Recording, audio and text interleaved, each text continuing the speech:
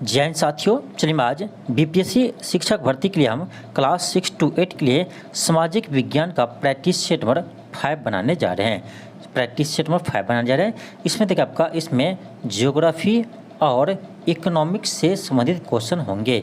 इससे पहले आपको जो 4 प्रैक्टिस सेट करवा चुके हैं उसमें आपको यानी हिस्ट्री और पॉलिटी से संबंधित प्रश्न थे। यानी देखिए आपका आज हम ज्योग्राफी और इकोनॉमिक्स का प्रैक्टिस सेट करवाएंगे।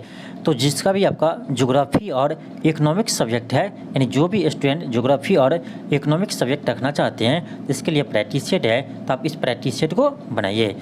चलिए हम स्टार्ट करते हैं। क्वेश्चन फर्स्ट है कि ड्रोन रेखा किन 2 देशों की सीमा है? तो पाकिस्तान और अफगानिस्तान के बीच ड्रोन रेखा सीमा बनाती है। देखिए आपका ऑप्शन में यदि पाकिस्तान और अफगानिस्तान न हो तो आपका आंसर हो जाएगा भारत और अफगानिस्तान। तो याद रखिए आपका भारत और अफगानिस्तान के बीच भी ड्रोन रेखा है। लेकिन देखिए आप ध्यान दीजिए कि जब आपका यानी भारत से पाकिस्तान अलग नहीं हुआ था उसमें आपका पाकिस्तान और अफगानिस्तान के बीच ड्रोन रेखा था। लेकिन जब से आपका यानी पाकिस्तान अलग हो गया तो वो आपका ड्रोन रेखा का कुछ भाग आपका यानी भारत और अफगानिस्तान से भी सीमा लगाती है। तो याद रखिए जब आपका पाकिस्तान अफगानिस्तान न हो तब इसका आंसर होगा भारत और अफगानिस्तान। तो इसे आप याद रखिएगा। क्वेश्चन आपका सेकंड है। क्वेश्चन है कि पन की तापीय ऊर्जा स्टेशन कहाँ स्थित है? तो ये है आपका उत्तर प्रदेश में, ऑप्शन बी होगा। क्वेश्चन थर्ड है। क्वेश्चन है कि भारत का सबसे बड़ा शिल्प यार्ड कहाँ पर स्थित है? तो यह आपका कोचीन में, ऑप्शन सी होगा। क्वेश्चन का 4 है। क्वेश्चन है कि इंदिरा गांधी नहर में पानी कहाँ से प्राप्त होता है? देखिए आपका इंदिरा गांधी नहर में पानी सतलज नदी और ब्यास नदी से प्राप्त होता है, ऑप्शन डी होगा। सतलज नदी और ब्यास नदी से पानी प्राप्त होता है। देखिए इंदिरा गांधी नहर को राजस्थान का जीवन रेखा भी कहा जाता है। राजस्थान का जीवन रेखा भी कहा जाता है, इसे आप याद रखिएगा। क्वेश्चन 5 है। क्वेश्चन है कि भारत का पहला तेल का कुआं कहाँ खोदा गया था? तो ये आपका डिगबोई असम में खोदा गया था, ऑप्शन डी होगा। क्वेश्चन आपका 6 है। क्वेश्चन है कि भारत में लौह अयस्क का सबसे बड़ा उत्पादक राज्य है? तो ये आपका उड़ीसा, यानी लौह अयस्क का सबसे अधिक उत्पादन उड़ीसा राज्य में होता है, ऑप्शन डी होगा। क्वेश्चन का 7 है। क्वेश्चन कर रहा है कि निम्नलिखित में से कौन सा एक सुमेलित है, यानी कौन सा एक सही सुमेलित है? ऑप्शन ए है गोरखपुर राप्ती नदी, बिल्कुल सही है। गोरखपुर आपका राप्ती नदी के तट पर है। ऑप्शन बी है लुधियाना सतलज नदी, बिल्कुल सही है कि लुधियाना सतलज नदी के किनारे अवस्थित है। ऑप्शन सी है जब्बलपुर नर्मदा नदी, बिल्कुल सही है। ऑप्शन डी है सूरत ताप्ती नदी, बिल्कुल सही है। सूरत भी आपका ताप्ती नदी के तट पर बसा है। तो इसका आंसर क्या होगा? ऑप्शन आपका ई होगा, उपर्युक्त में से एक से अधिक। उपर्युक्त में से एक से अधिक। क्वेश्चन आपका 8 है।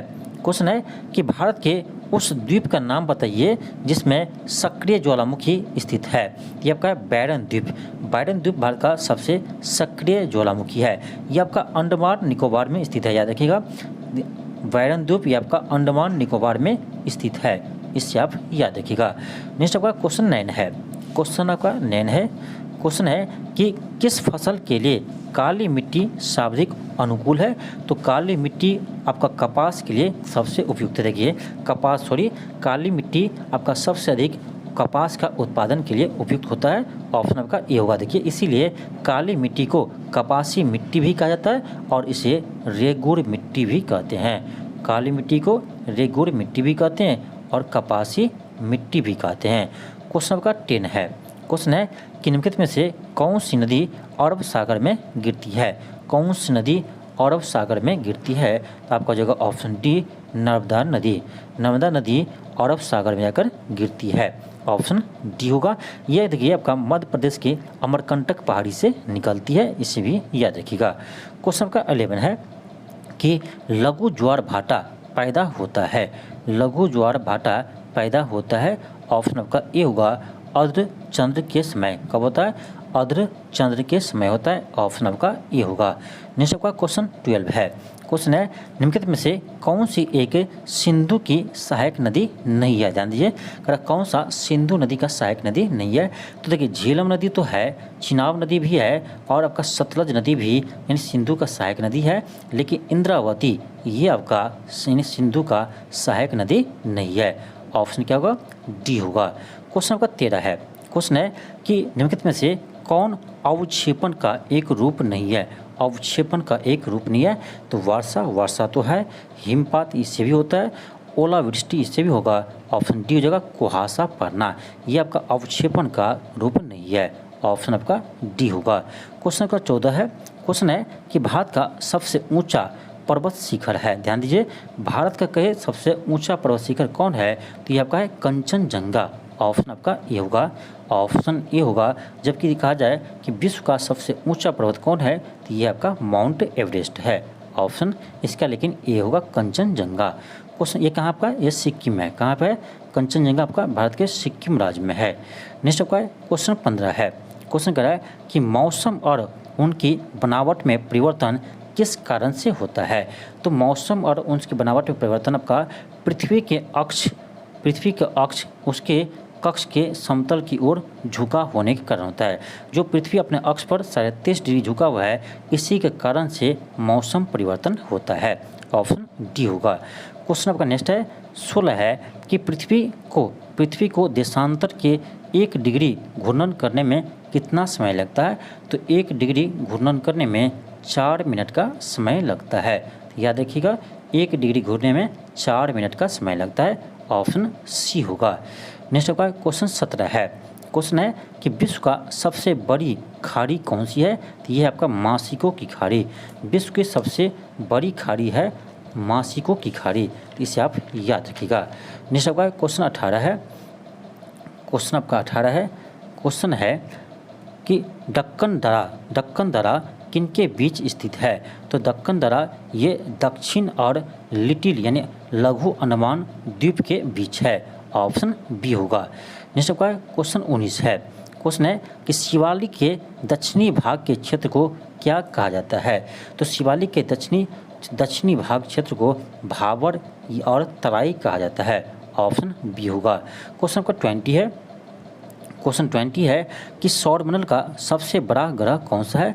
तो सौरमंडल का सबसे बड़ा ग्रह है बृहस्पति ग्रह, सबसे बड़ा ग्रह है बृहस्पति ग्रह। ऑप्शन ए होगा। नेक्स्ट आपका क्वेश्चन 21 है। क्वेश्चन कह रहा है कि वैश्विक तापमान के लिए उत्तरदायी गैस है। तो ये आपका है कार्बन डाइऑक्साइड और मीथेन है, इसी को कहते हैं ग्रीन हाउस गैस। देखिए आपका ऑप्शन ए होगा। कार्बन डाइऑक्साइड आपका यानी वैश्विक यानी ग्लोबल वार्मिंग के लिए सबसे उत्तरदायी है कार्बन डाइऑक्साइड। तो याद रखिएगा, ग्लोबल वार्मिंग के लिए सबसे बड़ा उत्तरदायी है CO2 यानी कार्बन डाइऑक्साइड। क्वेश्चन नंबर 22 है। क्वेश्चन है अंतर्राष्ट्रीय अम्ल वर्षा सूचना केंद्र स्थापित किया गया है। अंतर्राष्ट्रीय अम्ल वर्षा सूचना केंद्र स्थापित किया गया है, ये ओस्लो में किया गया है। ऑप्शन सी होगा। नेक्स्ट है क्वेश्चन 23 है। क्वेश्चन है क्लाइमेट शब्द किस भाषा से लिया गया है। तो ये आपका ग्रीक भाषा से लिया है। ऑप्शन सी होगा। देखिए क्लाइमेट शब्द ग्रीक भाषा से लिया गया है। याद रखिए, आपका भारत में मानसून का प्रवेश 1 जून को केरल से होता है। याद रखिएगा, भारत में सर्वप्रथम मानसून का प्रवेश केरल में होता है, 1 जून को होता है, इससे आप याद रखिएगा। नेक्स्ट आपका क्वेश्चन 24 है। क्वेश्चन है कि आर्द्रता का मापन किया जाता है तो हाइग्रोमीटर से किया जाता है। आर्द्रता का मापन हाइग्रोमीटर से किया जाता है। नेक्स्ट आपका क्वेश्चन 25 है। क्वेश्चन है एक समुद्री मील कितने के बराबर होते हैं। तो एक समुद्री मील 1852 मीटर के बराबर होते हैं। क्वेश्चन 26 है कि भारतीय मानक समय की यमोत्तर नहीं गुजरती है। तो भारत के मानक समय रेखा देखिए 82.5 डिग्री, भारत में मानक समय रेखा 82.5 डिग्री पूर्वी देशांतर है। देखिए आपका यह आपका उत्तर प्रदेश, मध्य प्रदेश, उत्तर प्रदेश, मध्य प्रदेश, छत्तीसगढ़, उत्तर प्रदेश, मध्य प्रदेश, छत्तीसगढ़, उड़ीसा, आंध्र प्रदेश, इन 5 राज्यों से होकर गुजरती है। तो याद रखिए भारत के मानक समय रेखा 5 राज्यों से होकर गुजरती है। उत्तर प्रदेश, मध्य प्रदेश, छत्तीसगढ़, आंध्र प्रदेश, यानी छत्तीसगढ़, उड़ीसा, आंध्र प्रदेश, ये 5 राज्यों से होकर गुजरती है। इसमें देखिए आपका कौन सा ऑप्शन नहीं है, देखिए आपका हो जाएगा यानी महाराष्ट्र। महाराष्ट्र से मानक समय रेखा नहीं गुजरती है, इससे आप याद रखिए। क्वेश्चन 27 है, क्वेश्चन कह रहा है कि कौन से भारतीय राज्य की अधिकतम सीमा म्यांमार से स्पर्श करता है। तो सबसे अधिक सीमा म्यांमार से अरुणाचल प्रदेश लगाती है, ऑप्शन बी होगा। अरुणाचल प्रदेश को भारत का उगते हुए राज्य कहते हैं, क्योंकि अरुणाचल प्रदेश सबसे पूर्वी राज्य है। और आपको पता होगा सूर्य सबसे पूर्व में उगते हैं, यानी सूर्य पूर्व में उगते हैं तो सबसे पहले कहाँ उगेंगे, तो अरुणाचल प्रदेश में उगेंगे, इसीलिए उसे उगते हुए सूरज का राज्य कहते हैं, यानी किसको, अरुणाचल प्रदेश को। नेक्स्ट आपका क्वेश्चन आपका 28 है, क्वेश्चन 28 है। क्वेश्चन का है कि निम्नलिखित में से दक्षिण भारत की सबसे ऊंची चोटी कौन सी है। तो यह आपका अनायमुडी। अनायमुडी आपका अन्नामलाई पहाड़ी के सबसे ऊंची शिखर है, जो आपका दक्षिण भारत का सबसे ऊंची शिखर आपका अनायमुडी है। देखिए टोडा बेटा ये आपका दक्षिण भारत का सबसे ऊंची पर्वत श्रृंखला है, दक्षिण भारत के सबसे दूसरी ऊंची चोटी है टोडा बेटा। ये आपका नीलगिरी पहाड़ी के सबसे ऊंची चोटी है टोडा बेटा, इससे आप याद रखिएगा। नेक्स्ट आपका क्वेश्चन 29 है, क्वेश्चन है कि नेलांग घाटी किस राज्य में स्थित है। तो ये उत्तराखंड में स्थित है। नेलांग घाटी उत्तराखंड में स्थित है, ऑप्शन डी होगा। क्वेश्चन 30 है कि मेघालय का पठार भाग है। तो ये प्रायद्वीपीय खंड का भाग है, ऑप्शन बी होगा। मेघालय का पठार प्रायद्वीपीय खंड का भाग है। नेक्स्ट आपका क्वेश्चन 31 है, क्वेश्चन कह रहा है कि भारत के कितने राज्य तट रेखा से लगे हैं। तो भारत के 9 राज्य है जो तट रेखा से लगे हैं। सबसे लंबी तट रेखा वाला राज्य कौन सा है, तो यह है आपका गुजरात, याद रखिए। सबसे लंबी तट रेखा वाला राज्य है गुजरात, इसे आप याद रखिएगा। नेक्स्ट आपका क्वेश्चन 32 है, क्वेश्चन कर रहा है कि विश्व की सर्वाधिक लंबी श्रृंखला है, ये आपका एंडीज पर्वत विश्व के सबसे लंबी पर्वत श्रृंखला है। एंडीज पर्वत विश्व की सबसे लंबी श्रृंखला है, इसे आप याद रखिएगा। नेक्स्ट है क्वेश्चन 33 है, क्वेश्चन है गद्दी लोग निवास करते हैं, ये हिमाचल प्रदेश में निवास करते हैं, ऑप्शन बी होगा। नेक्स्ट आपका क्वेश्चन 34 है, क्वेश्चन है कि मंदाकिनी नदी किस जल प्रवाह अथवा मुख्य नदी से संबंधित है। ये अलकनंदा की सहायक नदी है मंदाकिनी नदी। देखिए अलकनंदा और भागीरथी, याद देखिए अलकनंदा और भागीरथी देवप्रयाग में आकर मिलकर ये आपका यानी गंगा कहलाती है। अलकनंदा और भागीरथी देवप्रयाग में मिलकर गंगा कहलाती है, इसे आप याद रखिएगा। नेक्स्ट आपका क्वेश्चन 35 है, क्वेश्चन है निम्नलिखित में से कौन सा जलप्रपात नर्मदा नदी पर नहीं है। तो कपिल धारा है, दूध सागर है और आपका यानी भेड़ा घाट है, लेकिन भालकुंड ये नहीं है। भालकुंड जलप्रपात यानी नर्मदा नदी पर नहीं है, ऑप्शन बी हो जाएगा। नेक्स्ट आपका क्वेश्चन 36 है, क्वेश्चन है कि भारत के किस राज्य में मानसून का आगमन सबसे पहले होता है। आपको कुछ देर पहले बताए थे कि मानसून यानी भारत में सबसे पहले 1 जून को केरल में आते हैं। 1 जून को प्रथम यानी सबसे पहले मानसून केरल में प्रवेश करते हैं, ऑप्शन डी होगा।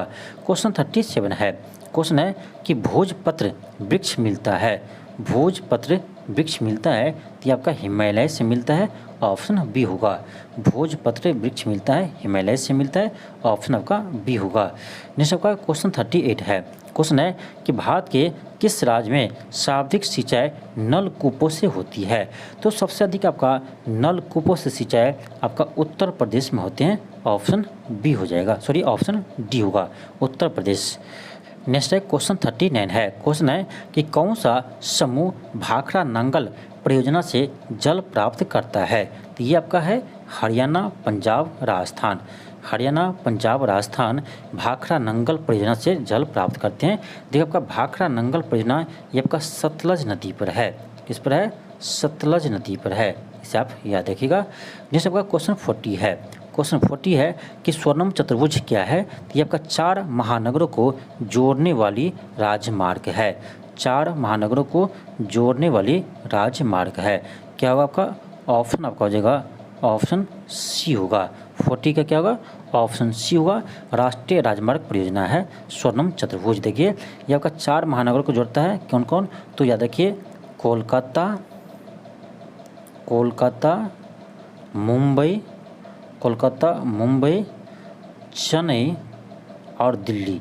ये आपका 4 महानगरों को जोड़ती है स्वर्णम चतुर्भुज। इसे ध्यान रखिएगा। नेक्स्ट आपका यहाँ देखिए आपका यहाँ से आपका अर्थशास्त्र यानी इकोनॉमिक्स स्टार्ट है क्वेश्चन 41 से। क्वेश्चन 41 है कि भारत में आर्थिक नियोजन प्रणाली शुरू करने का श्रेय किसे दिया जाता है? तो ये सर विश्वेश्वरैया को जाता है। भारत में आर्थिक नियोजन प्रणाली की शुरू करने का श्रेय सर विश्वेश्वरैया को जाता है। ऑप्शन बी होगा।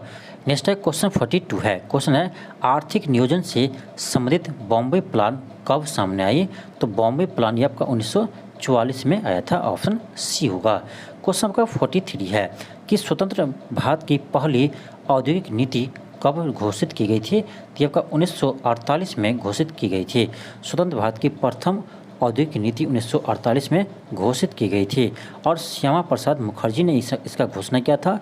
श्यामा प्रसाद मुखर्जी उस समय उद्योग मंत्री थे। इसे आप याद रखिएगा। क्वेश्चन 44 है सर्वोदय योजना का विकास किसने किया? सर्वोदय योजना का विकास किसने किया? ये आपका जयप्रकाश नारायण ने किया था। ऑप्शन आपका बी होगा। सर्वोदय योजना का विकास किसने किया? जयप्रकाश नारायण ने किया था। ऑप्शन आपका बी होगा। नेक्स्ट आपका क्वेश्चन 45 है। क्वेश्चन 45 है कि प्रथम पंचवर्षीय योजना किस मॉडल पर आधारित थी? प्रथम पंचवर्षीय योजना किस मॉडल पर आधारित थी? तो ये था आपका हेरोल्ड डोमर मॉडल पर। किस पर था? हेरोल्ड डोमर मॉडल पर आधारित था। याद रखिए हेरोल्ड डोमर मॉडल पर आधारित था। नेक्स्ट आपका क्वेश्चन आपका 46 है। क्वेश्चन 46 है विदेशी मुद्रा प्रबंधन अधिनियम कब लागू किया गया था? विदेशी मुद्रा प्रबंधन अधिनियम कब लागू किया था? ये आपका 2000 ईस्वी में लागू किया गया था। ऑप्शन आपका सी होगा। नेक्स्ट आपका क्वेश्चन 47 है। क्वेश्चन 47 है कि स्वतंत्र भारत का पहला कैबिनेट बजट पहला बजट किसने प्रस्तुत किया था? तो स्वतंत्र भारत का प्रथम वित्त मंत्री थे आर.के. शनमुखम सेट्टी। तो प्रथम आपका बजट भी यही पेश किया था आर.के. शनमुखम सेट्टी। इससे आप याद रखिएगा।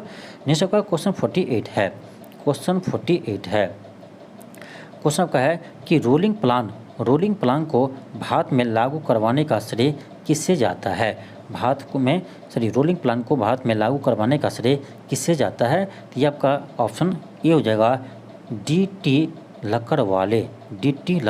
देखिए आपका रोलिंग प्लान ये आपका लागू हुआ था 1978 से 1980 में।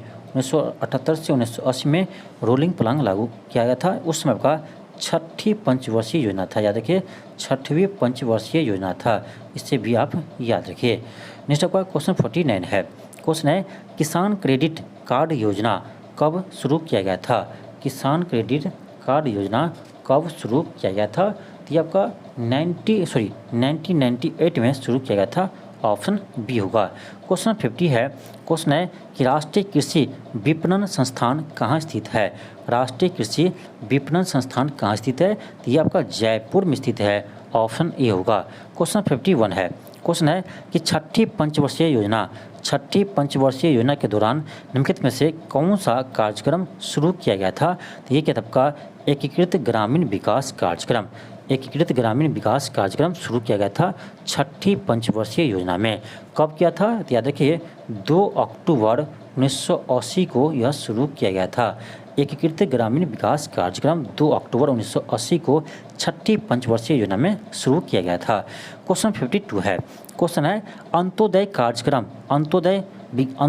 विकास कार्यक्रम सर्वप्रथम किस राज्य में शुरू किया गया था? तो अंत्योदय कार्यक्रम ये आपका राजस्थान में शुरू किया गया था। तो याद रखिए अंत्योदय कार्यक्रम सर्वप्रथम राजस्थान में शुरू किया गया था। ऑप्शन डी होगा। क्वेश्चन 53 है। क्वेश्चन कर रहा है निम्न में से कौन सा प्रत्यक्ष वित्त का स्रोत नहीं है? तो ग्रामीण विकास है, भारतीय स्टेट बैंक है, इलाहाबाद बैंक है, लेकिन नाबार्ड नहीं है। नाबार्ड नहीं है, आपका ऑप्शन ए होगा। नाबार्ड नहीं है। याद रखिए नाबार्ड की स्थापना 12 जुलाई 12 जुलाई 1982 को किया गया था। 1982 को किया गया था। 12 जुलाई 1982 को नाबार्ड की स्थापना किया गया था और इसका मुख्यालय मुंबई है, यानी इसका मुख्यालय मुंबई है, इसे आप याद रखिएगा। क्वेश्चन 54 है। क्वेश्चन है कि ईपीसीजी का पूर्ण रूप क्या है, यानी इसका फुल फॉर्म क्या होता है। तो ऑप्शन आपका सी होगा, एक्सपोर्ट प्रमोशन कैपिटल गुड्स होता है इसका ऑप्शन, यानी ऑप्शन सी हो जाएगा। ईपीसीजी का full form export promotion capital goods होता है, ऑप्शन सी होगा। नेक्स्ट है क्वेश्चन 55 है। क्वेश्चन है प्रधानमंत्री श्रम योगी मानधन योजना में प्रत्येक ग्राहक को 60 वर्ष की आयु प्राप्त करने के बाद न्यूनतम अनुमानित पेंशन प्रति माह प्राप्त होगी, ये 3000 प्राप्त होगी, इससे याद रखिएगा। क्वेश्चन 56 है। क्वेश्चन है सामुदायिक विकास कार्यक्रम कब शुरू किया गया था। तो सामुदायिक विकास कार्यक्रम 1952 में शुरू किया गया था। सामुदायिक विकास कार्यक्रम 1952 में शुरू किया गया था। इसका आंसर क्या होगा, ऑप्शन ई होगा, इनमें से कोई नहीं, उपयुक्त में से कोई नहीं। नेक्स्ट आपका क्वेश्चन 57 है। क्वेश्चन कह रहा है कि भारत को 2024-25 तक 5 ट्रिलियन की अर्थव्यवस्था बनने के लिए जीडीपी की विकास दर लगातार कितनी होनी चाहिए। तो 8% होनी चाहिए, याद रखिएगा, बहुत ही इंपॉर्टेंट क्वेश्चन है, ऑप्शन ए होगा। नेक्स्ट आपका क्वेश्चन 58 है। क्वेश्चन 58 है कि बजट 2019-20 में घोषित प्रधानमंत्री कर्मयोगी मानधन योजना का लक्ष्य क्या है। कर्मयोगी मानधन योजना का लक्ष्य क्या है। तो आपका हो जाएगा ऑप्शन सी हो जाएगा, खुदरा व्यापारियों और छोटे दुकानदारों को पेंशन लाभ देना। कितना लाभ मिलता है, तो प्रति माह 3000 रुपया मिलता है पेंशन के रूप में। नेक्स्ट आपका क्वेश्चन 59 है। क्वेश्चन है कि बिहार में मुख्यतः किस प्रकार के उद्योग की प्रत्याशा एवं संभावनाएं हैं। तो बिहार में कृषि आधारित उद्योग की संभावनाएं हैं, ऑप्शन डी होगा।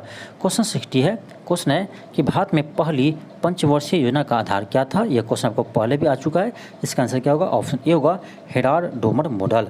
जबकि आपका द्वितीय पंचवर्षीय योजना मानलोविस मॉडल पर आधारित था। नेक्स्ट आपका क्वेश्चन 61 है। क्वेश्चन है कि 2011 जनगणना के अनुसार भारत की नगरीय जनसंख्या कुल जनसंख्या का लगभग कितना प्रतिशत है। तो ये आपका ऑप्शन बी होगा 31%। ऐसा करेक्ट याद रखिए, 31.2% है आपका, यानी नगरीय जनसंख्या। ग्रामीण कितना होगा, तो ग्रामीण हो जाएगा आपका 68.8%। तो 68.8% ग्रामीण है और 31.2% शहरी है जनगणना 2011 के अनुसार, इससे आप याद रखिए। नेक्स्ट आपका क्वेश्चन 62 है। क्वेश्चन कर रहा है कि भारत सरकार ने नीति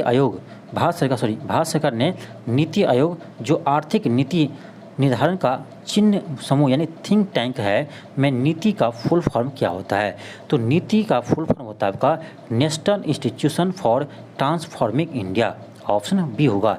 नीति का फुल फॉर्म होता है national institution for transforming India. देखिए, नीति आयोग का स्थापना योजना आयोग की जगह 1 जनवरी 2015 ईस्वी को किया गया था।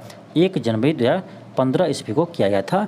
और नीति आयोग का अध्यक्ष प्रधानमंत्री होते हैं। नीति आयोग के अध्यक्ष प्रधानमंत्री होते हैं। अभी आप याद रखिए कि वर्तमान में नीति आयोग का उपाध्यक्ष कौन है, ये आपका है के सुमन बेरी। याद रखिए, के सुमन बेरी अभी वर्तमान में नीति आयोग के उपाध्यक्ष है। अध्यक्ष आपसे पूछा जाए कौन होगा, तो जो प्रधानमंत्री है वही इसका अध्यक्ष होंगे, यानी नीति आयोग के अध्यक्ष नरेंद्र मोदी है। नेक्स्ट आपका क्वेश्चन 63 है। क्वेश्चन कर रहा है कि 12वीं पंचवर्षीय योजना के दौरान कृषि एवं सहायक क्षेत्र के लिए निम्न से एक औसत वार्षिक विकास दर का लक्ष्य रखा था। ये आपका 4% लक्ष्य रखा था, इससे आप याद रखिएगा। नेक्स्ट आपका क्वेश्चन 64 है कि भारत सरकार की नीति मेक इन इंडिया कार्यक्रम का उद्देश्य क्या है। तो नौकरशाही की ढीलापन को दूर करना, लाल फीताशाही को घटाना, विनिर्माण की लागत को कम करना, उत्पाद को प्रतियोगी बनाना सभी लक्ष्य है। इसका आंसर क्या होगा, आपका ऑप्शन ई में आपका यहाँ काट दीजिए, इसमें लिखिए कि उपर्युक्त सभी कथन आपका सही है। ए बी सी डी चारों कथन आपका सही है। नेक्स्ट आपका क्वेश्चन आपका 65 है। क्वेश्चन 65 है कि निम्न में से कौन सा एक औद्योगिक विकास को प्रोत्साहन नहीं करता है। ध्यान दीजिएगा, औद्योगिक विकास को प्रोत्साहन नहीं करता है। आपका ऑप्शन ए है मेक इन इंडिया, बिल्कुल करता है। ऑप्शन बी है ईज ऑफ डूइंग बिजनेस, ये भी करता है। ऑप्शन सी है स्टार्टअप इंडिया, ये भी करता है। ऑप्शन डी है डिजिटल इंडिया, ये भी यानी औद्योगिक विकास को सपोर्ट करता है। यानी आपका चारों तो सपोर्ट करता है, इसका आंसर क्या होगा? ऑप्शन ई होगा, इनमें से कोई नहीं, इनमें से कोई नहीं।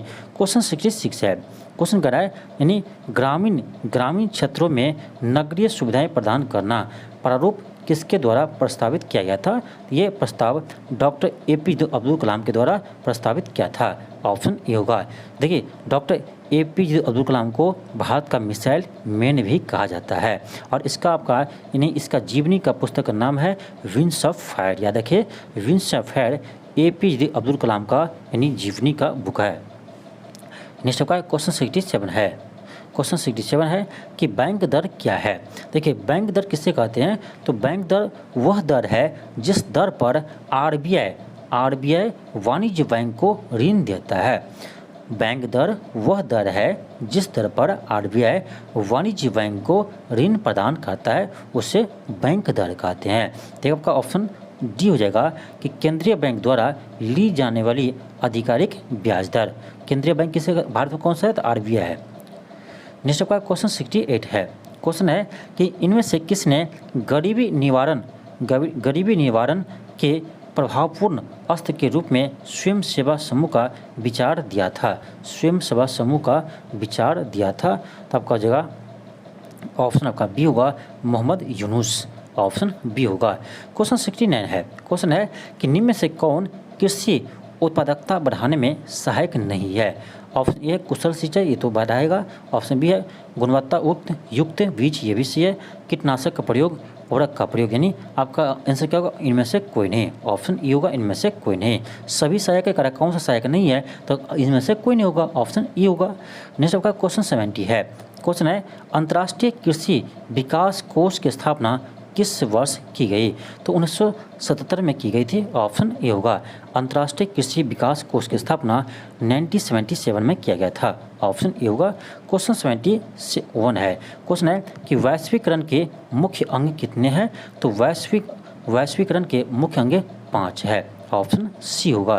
क्वेश्चन 72 है कि Tata iron and steel company की स्थापना कब की गई थी?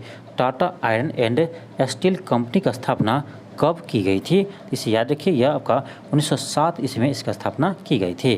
क्वेश्चन 73 है कि व्यावसायिक बैंकों का राष्ट्रीयकरण कब किया गया था? तो प्रथम बार व्यावसायिक बैंकों का राष्ट्रीयकरण 1969 में किया गया था और 14 बैंकों का राष्ट्रीयकरण किया था।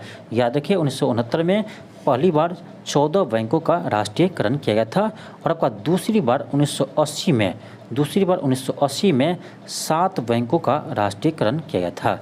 7 बैंकों का राष्ट्रीयकरण किया गया था, इसे आप याद रखिएगा। नेक्स्ट है क्वेश्चन 74 है। क्वेश्चन है कि विश्वव्यापी आर्थिक संकट किस वर्ष प्रारंभ हुआ था? तो 1929 में विश्वव्यापी आर्थिक मंदी आया था। ऑप्शन सी होगा। नेक्स्ट आपका क्वेश्चन 75 है। क्वेश्चन है कि मुंबई में प्रथम सूती कपड़ा मिल किस वर्ष स्थापित की गई थी? तो मुंबई में प्रथम सूती कपड़ा मिल 1854 में स्थापित की गई थी। ऑप्शन आपका सी होगा। नेक्स्ट आपका क्वेश्चन 76 है। क्वेश्चन है कि सूचना का अधिकार अधिनियम कब लागू हुआ था? तो सूचना का अधिकार अधिनियम 2005 में लागू हुआ था। ऑप्शन बी होगा। क्वेश्चन 77 है कि भारत में वित्त वर्ष होता है, तो ये आपका 1 अप्रैल से 31 मार्च तक होता है। 1 अप्रैल से 31 मार्च तक वित्त वर्ष होता है। ऑप्शन सी होगा। क्वेश्चन आपका 78 है कि राष्ट्रीय विकास परिषद का गठन कब हुआ था? 1952 में हुआ था। राष्ट्रीय विकास परिषद का अध्यक्ष प्रधानमंत्री होते हैं, याद रखिएगा। राष्ट्रीय विकास परिषद का अध्यक्ष प्रधानमंत्री होते हैं। नेक्स्ट आपका क्वेश्चन 79 है। क्वेश्चन है कि जवाहर रोजगार योजना कब लागू हुई थी? तो ये आपका ये 1989 में लागू हुआ था। ऑप्शन आपका ए होगा। नेक्स्ट आपका क्वेश्चन 80 है और ये आपका आज का लास्ट क्वेश्चन है। क्वेश्चन है अंतर्राष्ट्रीय श्रम संगठन की स्थापना किस वर्ष हुई थी? तो इसका स्थापना 1919 में हुआ था, यानी ILO की स्थापना 1919 में हुई थी। ऑप्शन बी होगा। तो ये था आपका यानी SST का प्रैक्टिस सेट, जिसमें आपका ज्योग्राफी ज्योग्राफी और इकोनॉमिक्स सब्जेक्ट को यानी शामिल था, इकोनॉमिक्स सब्जेक्ट शामिल था। तो आप लोग बहुत दिन से डिमांड करे थे कि सर ज्योग्राफी और इकोनॉमिक्स का भी सेट करवा दीजिए, इसलिए आपको हम आज इकोनॉमिक्स और ज्योग्राफी का प्रैक्टिस सेट लेकर आए थे। इससे पहले आपको हिस्ट्री और पॉलिटी का सेट करवा चुके हैं, तो जिसका आपका हिस्ट्री और पॉलिटी सब्जेक्ट है वो इस वीडियो को देख सकते हैं। आप प्लेलिस्ट में जाइए, वहाँ पर आपको सभी वीडियो मिल जाएंगे। तो चलिए आज के लिए इतना ही, थैंक यू, धन्यवाद। मिलते हैं आपको नेक्स्ट वीडियो में। यदि आपको ये वीडियो अच्छा लगा हो तो चैनल को सब्सक्राइब कर लीजिए और इस वीडियो को अधिक से अधिक शेयर कीजिए।